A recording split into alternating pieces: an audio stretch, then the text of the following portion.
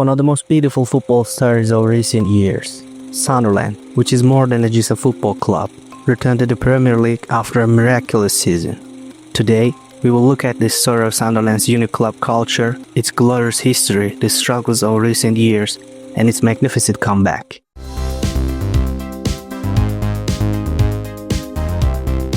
A remarkable football story came to an end with the last moments of a 19-year-old Sunderland fan born in the village of Sunderland, as he gracefully slid into the corner for that iconic shot, reminiscent of movie scene. Sunderland has returned to the Premier League. However, getting here was anything but easy. Since being relegated from the Premier League 8 years ago, Sunderland has faced crises with the club, dropped to the third tier, and became the subject of ridicule worldwide due to their experience there. It seems that the club has managed to overcome tough times with the significant contributions of the city's own children. Sunderland was first opened to settlement in the 7th century with the establishment of monastery and was port town based on fishing and trade until the Industrial Revolution. After the Industrial Revolution, it became one of the largest working class cities in the country with its coal mines and shipyards. The city was long known as the world's largest shipbuilding center, and with the subsequent opening of coal mines, the city culture became closely tied to collective worker values. The unique culture of Sunderland Football Club would also be greatly influenced by these ties. Founded in 1879 by a Scottish teacher named James Allen, Sunderland AFC was initially established solely for teachers but became publicly accessible just a year later, drawing significant support from shipyard and mine workers. In fact, the nickname Mackem for Sunderland fans originates from a phrase used by shipyard workers to boastfully describe ship production in their local accent. By the 1880s, Sunderland had become one of the earliest professional football clubs in the world, drawing its player pool from factories and Scotland. Sunderland joined the Football League in 1890, ranking among the country's top 12 teams. Under the management of Tom Watson and the legendary Scottish forward John Campbell, Sunderland won the championship 3 times in the first 5 seasons, becoming known as a team featuring the nation's greatest talents during that era. Sunderland was the first team in history to surpass the 100-goal mark in a single season. In 1898, Sunderland settled into its iconic stadium Roker Park, where it began playing in front of even larger crowds. The booming cheers from the stands filled with the local workers even led to the phenomenon known as the Roker Roar, which intimidated opponents. Sunderland claimed the championship again in 1902 and 1930, during which time its fierce rivalry with Newcastle United, its competitor from the Tyne River Basin, began. This rivalry dates back to the Middle Ages, rooted in the competition for coal trade between the two towns. During the English Civil War, Sunderland's humble merchant population stood alongside the Puritan parliamentary reformers against the Anglican Church and the noble class of Newcastle, who were aligned with the king. After the Industrial Revolution, Newcastle represented a more urban class while Sunderland remained the center of the working class. Since then, with increasing competition, the Tyne Wear Derby, considered one of the greatest derbies in English football, will be revived 9 years later with Sunderland's return. In 1936, Sunderland's legendary attacking duo Rich Carter and Bobby Garnier scored 31 goals each in a magnificent season, bringing the club its 6th league championship. The following season, they brought home to the FA Cup for the first time in their history against Preston North End. However, Sunderland was shaken by a major on-field tragedy during this glorious period. The young goalkeeper Jimmy Thorpe suffered severe blows from Chelsea staff players during a match. This would ultimately take life of the 22-year-old Thorpe. Following this incident, the rules of the game were changed. It became illegal to kick a goalkeeper who had control of the ball by lifting their foot off the ground. The championship medals were handed to Thorpe's wife May. Entering the 1950s with heavy financial expenditures, Sunderland not only failed to achieve success but also violated rules that prohibited paying players above a certain salary to prevent unfair competition. They were penalized and in 1957 faced their first ever relegation. After the ups and downs of the 1960s, Sunderland found itself in the 2nd division in the 1970s. In 1973, the team achieved a miracle by defeating the world giant Leeds United in the FA Cup final, thanks to goalkeeper Jimmy Montgomery's historic save. This was Sunderland's last major trophy, and it was the first and only time the club qualified for Europe.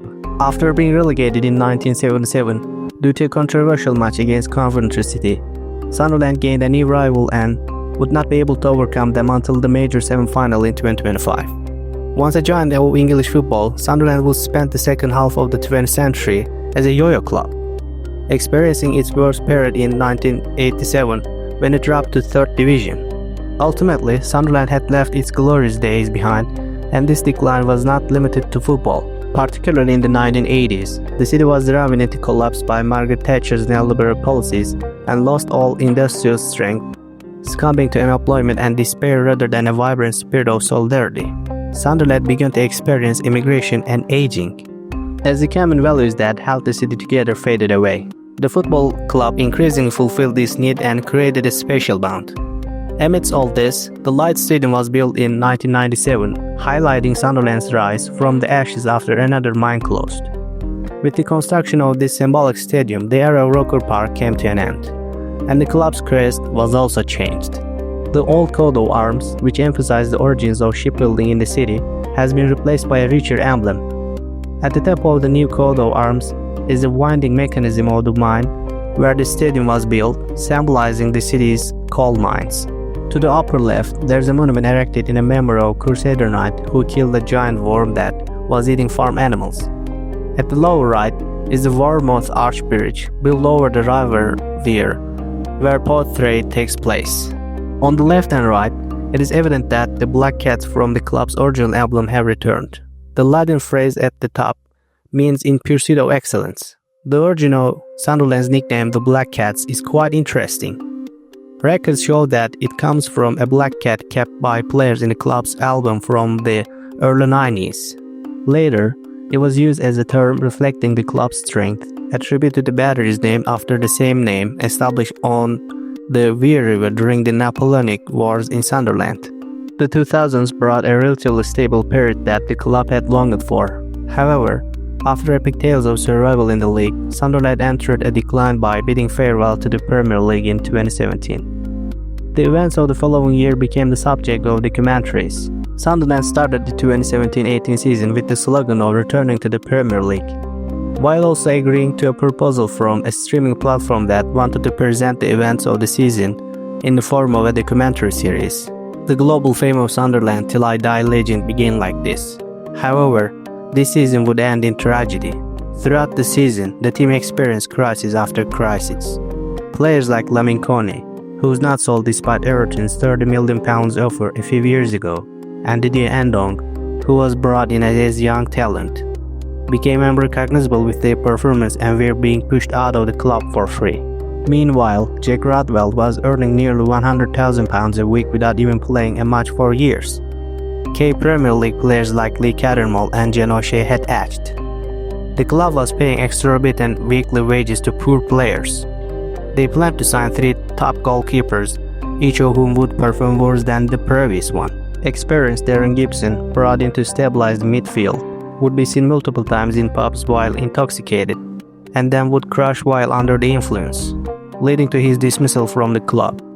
The only striker who was the club's everything, Lewis Graben, would leave the club during the winter transfer window to escape the chaos in Sunderland, despite his long contract being for the season, and his replacement, Ashley Fletcher, would finish the league with these 2 goals. The goal of returning to the Premier League had long been lost, and the panic of avoiding relegation had begun. Last season ended with Sunderland's relegation to the 3rd tier in front of the world's eyes, as they conceded 2 last-minute goals from one of Burton Albion's former legendary strikers, Darren Bent, despite the angry and hopeless fans and players who could not find their form. After a 5-4 defeat to Coventry, which dashed their hopes of winning the 3rd league, Sunderland experienced further trauma by losing the FL Trophy final to Portsmouth at Wembley, followed by a last-second loss to Charlton Athletic in the playoff final that would have promoted them out of the league. Their years in the 3rd tier became a torment, marked by defeats against Welsh teams like Fleetwood Town and Accrington Stanley, and despite signing names for above the league's level such as Will Grigg, Danny Graham, Kyle Lafferty, and Jermaine Defoe, they could never find a reliable scorer. This period dragged on until 2022, with the club becoming a permanent member of this league. During these years, Sunderland disappointed big players, while most of the good players they had were either homegrown or came from lower leagues.